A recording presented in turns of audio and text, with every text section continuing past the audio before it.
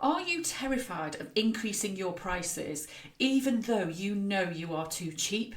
Having coached small business owners to grow for the last 16 years, I can honestly tell you that I believe 90% of small businesses are undercharging for what they do, and what that leads to is being underpaid, overworked, and feeling very frustrated. Undercharging will absolutely stifle the growth of your business. But that's much easier to say than to do something about. So this week I am going to share with you 4 of my favourite tips to help you identify the pricing mistakes that you may be making right now and see a way to ditching those from your business to make it much more profitable. So let's go straight in with the classic pricing mistake of undercharging, of being too cheap. Now, so many people do this because they want to help as many people as possible. They're not sure people can afford them. We're all hearing things about the cost of living crisis.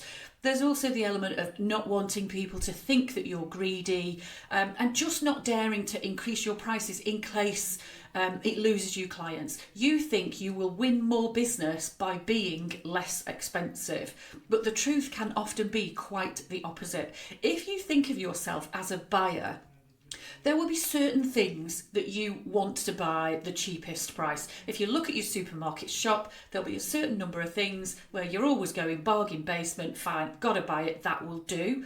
But actually for most of your shopping, and particularly things you invest in for your business, you don't want the cheapest, because in our mind, the cheapest is the one that's the least valuable. We associate it with lowest quality. So when your price is too cheap, then you may find that prospects will look at you and say, they cannot be any good if they can do it for that price. And there's a lot of evidence that actually shows you will lose more business by being too cheap than by being too expensive.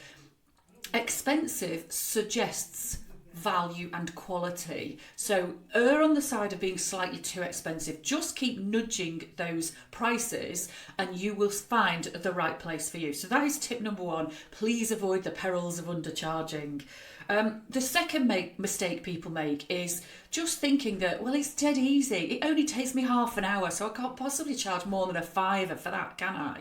And what I see in so many small businesses is you're not appreciating how good you are. The fact that you can do something in half an hour, the fact that you find it so easy is the whole reason customers are coming to you, because they don't find it easy. You are saving them time, you are having impact on their business, you're making a difference. There's a specific value that you give to that business, which is nothing to do with how long it takes you.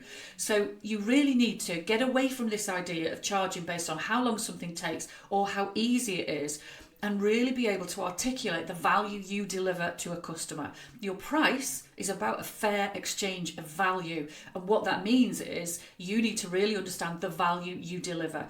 What is the impact you create to a customer? Can you articulate that? Can you explain it? Don't undervalue that yourself, as so many people do. So get really clear on the value you deliver, the impact that your service creates, and then understand how your price relates to that level of amazing value. That's the second tip/mistake.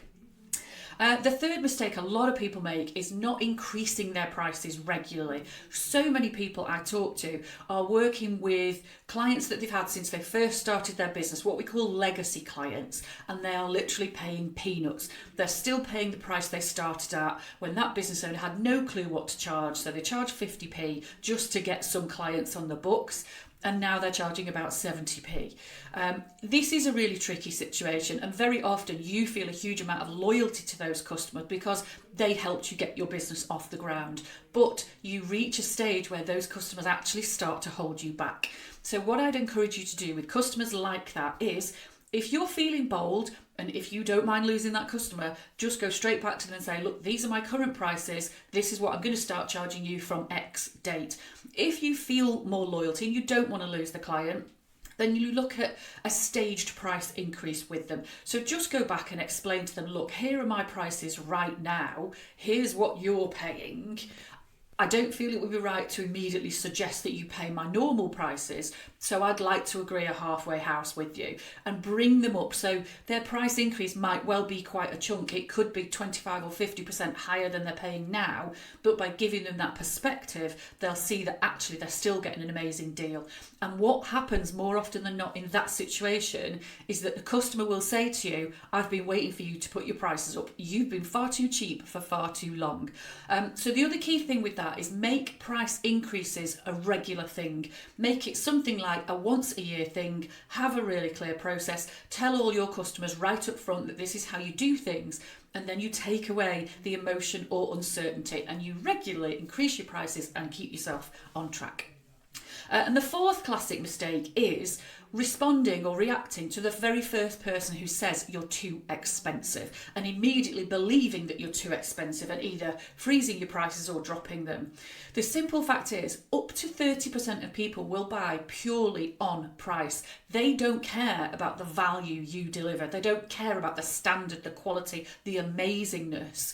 These people are not your client. There will always be somebody else who's newer than you, less experienced than you, that will do it cheaper. Let those people go there, but don't be put off by the first person that says you're too expensive. You should actually be looking for at least 10% of the prospects you speak to be telling you that you are quite expensive, because actually that tells you that you're somewhere near the right price.